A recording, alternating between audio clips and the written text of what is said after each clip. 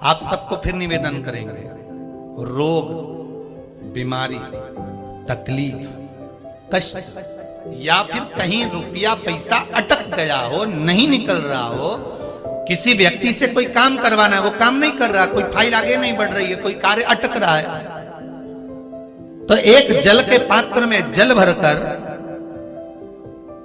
5 बेलपत्री शिव जी को समर्पित कर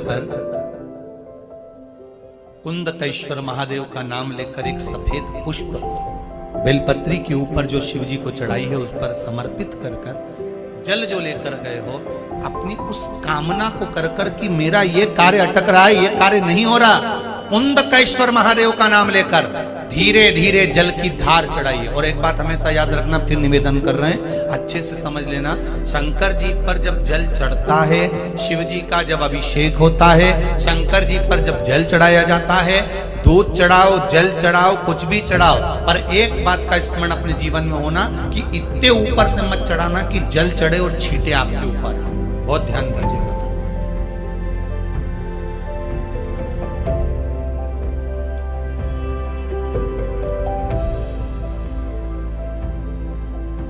यहां तक वर्णन करा गया है कि शंकर जी का जल चढ़ा हुआ जहां से बहकर जाता है ना, उसको लांगा तक नहीं जाता। यहाँ लांगते हैं क्या? नहीं ना, परिक्रमा भी करेंगे तो वहीं से लौट कर वापस उतर जाएंगे। शिव जी का जहां से जल बहकर जा रहा हो, चढ़ा हुआ जल जहां से बहकर जा रहा हो, उसको लांगा तक नहीं जाता। बहुत ध्यान देना महाराज, भगवान को कभी भी कोई भी सामग्री, जैसे भगवान के मंदिर में अगर फूल चढ़ाने जा रहे हो, भगवान के मंदिर में अगर पुष्प समर्पित करने जा रहे हो, तो फूल का मुख अपनी ओर नहीं होना चाहिए। फूल का मुख कहां पर होना चाहिए? जम के बोलो जरा, भगवान की ओर। पर ईमानदारी से बोलना, आप मंदिर में भगवान के, आपके घर में भी फूल चढ़ाती होगी, आप अपने घर में भी भगवान को फूल चढ़ाती होगी, आप अपने मंदिर में फूल चढ़ाती होगी, ईमानदारी से बोलो, आपके फूल का मुख कहां रखती हो? बोलो बोलो जरा, कहां रखती हो? आपकी ओर। भगवान को तो डंडी चुभने के लिए दे देती है, चुभती है। कुंदकेश्वर महादेव को सबसे ज्यादा कोई चीज चढ़ती है तो सफेद पुष्प चढ़ता है। कौन सा पुष्प चढ़ता है? जम के बोलिए जरा, सफेद पुष्प। और बहुत अच्छे से ध्यान रखिएगा, कभी आपको अगर मौका मिले जीवन में और आपके यहाँ अगर सफेद पुष्प ज्यादा आ जाता हो, तो 12 महीने शिवरात्रि आती है, 12 महीने शिवरात्रि आती है। आप किसी कामना से अगर शंकर जी की आराधना कर रहे हैं या आप शिवरात्रि पर व्रत करें ना करें, 12 महीने शिवरात्रि आप प्रयास करो ना, एक कामना कर कर शंकर जी के शिवलिंग का और शंकर जी की जो जलाधारी है उसका शाम के समय, प्रदोष के समय पर, शिवरात्रि के दिन सफेद पुष्प की पंखड़ियों से शिव का श्रृंगार करना प्रारंभ कर दीजिए। जिस मंदिर में कोई नहीं जाए उस मंदिर में जाकर आप शिव का श्रृंगार करिए, श्रृंगार करो। आप दूसरा सोमवार आएगा, दूसरा शिवरात्रि आएगी ना, दूसरी महीने की जब शिवरात्रि आएगी, तो आपको मालूम पड़ेगा कि आपने शंकर का जो पुष्प का श्रृंगार करा था, श्वेत पुष्प की पत्तियों का, सफेद फूल की पत्तियों का, कुंदकेश्वर महादेव के नाम से जो श्रृंगार करा था, उसका लाभ क्या हुआ। एक माता ने तो बड़ा सुंदर भाव लिखा है कि हमारे, अब पत्र ढूंढना पड़ेगा, कि हमारे घर के पास में मंदिर था, उस मंदिर का कुछ नाम नहीं था। जिसने भी शिवाय नमस्तुभ्यम प्रयास करा करो। अगर घर में संपदा लक्ष्मी नहीं आ रही हो, व्यापार व्यवसाय नहीं चल रहा हो, नौकरी सर्विस नहीं मिल रही हो, बहुत तकलीफ हो,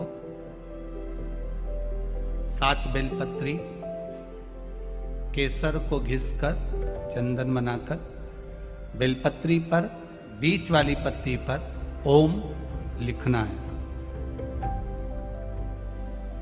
दोनों पत्तियों पर भी एक आद्यशक्ति जगदम्बा के नाम की केसर की बिंदी लगाना है, दूसरे में श्री गणेश रिद्धि सिद्धि के नाम की बिंदी लगाना, शिव जी पर समर्पित करते जाना। शंकर को चढ़ाते जाओ। सोमवार की अष्टमी के दिन भगवान शंकर को बेलपत्र समर्पित जरूर करना चाहिए, वो भी शाम के समय। आप लोग तो जानते होंगे कि सोमवार की जो अष्टमी होती है शंकर और पार्वती के मिलन का दिन होता है। किसके मिलन का है? जम के बोलिए। शिव और पार्वती के मिलन का दिन होता है सोमवार की अष्टमी का दिन। साल भर में लगभग 4 या 5 सोमवार की अष्टमी पड़ती है, इससे ज्यादा नहीं पड़ती। शिव और पार्वती के मिलन का दिन होता है सोमवार की अष्टमी। इसमें मां जगत जननी जगदम्बा अपनी 64 योगिनियों को लेकर शंकर भगवान के सामने नृत्य करती है जब सोमवार की अष्टमी होती है। जैसे शिवरात्रि का महत्व होता है उसी तरह सोमवार की अष्टमी का महत्व है। जब उन 64 योगिनियों को ले जाकर शिव को समर्पित करती है।